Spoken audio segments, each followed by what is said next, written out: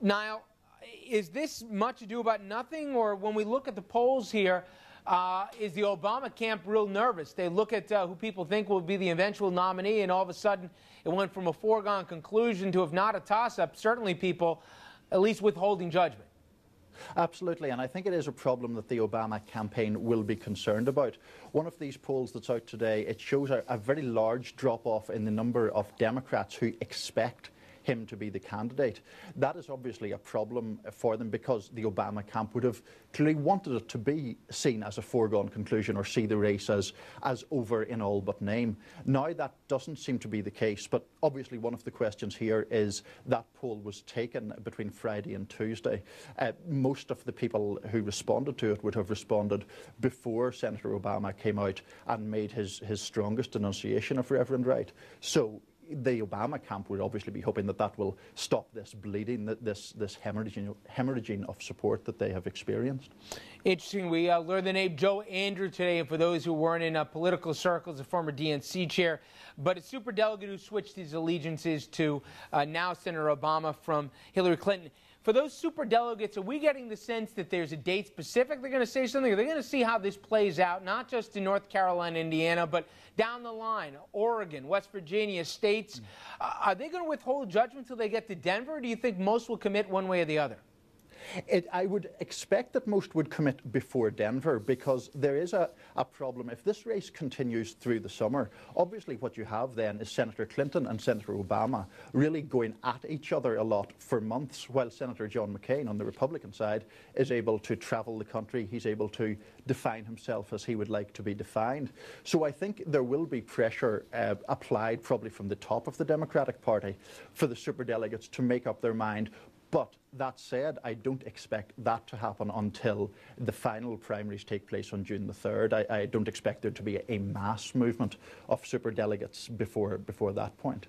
Now, you think when a superdelegate who's on the fence right now and they're looking at numbers, are they looking at electability, i.e. head-to-head with McCain? Are they looking more as to which states they do well in? There's so many different numbers to use, let alone the new math that the Clinton used. What is the metric they're going to use if it's going to break a tie in their head as to which way to go? Obviously, electability is a huge part of all this. You know, any member of any political party is going to want a candidate who can win. But there are, as you've indicated, a lot of metrics that can be applied here. And I think one of the crucial things is that Senator Obama, it seems almost certain, will lead in terms of elected delegates when this is all over. That means, at least in my mind, that Democratic superdelegates will need a really, really strong argument. If they are to overturn that lead, then they really need a very compelling narrative to do that, because if they are seen as having robbed the first credible African-American candidate of the nomination, that's hugely problematic in political terms, particularly for the Democratic Party. Joe Andrew, when he made his statement today in that letter, he talked about the fact that he feels that the continuation of the process is hurting the Democratic Party.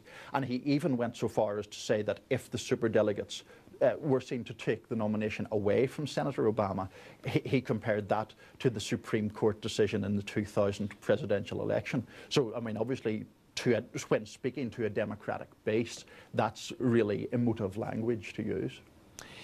You got a gut here what happens with Florida or Michigan. I've heard from a few folks that if Hillary wins Indiana as expected, it's real close in North Carolina, forgetting even what happens in a few of the other states, we might see, especially in Florida more than Michigan, a revote here. You hearing the same things?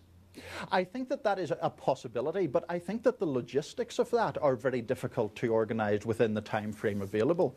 Because if we go to June 3rd, all the other primaries are over. I think, as I said, that then there will be the pressure on the superdelegates to make their mind up one way or another, and to say to them, well, hold on a second, guys, let's have a revote in Florida. I think that is problematic. Now, I wouldn't entirely rule it out, but I think it's a difficult thing logistically more than anything else.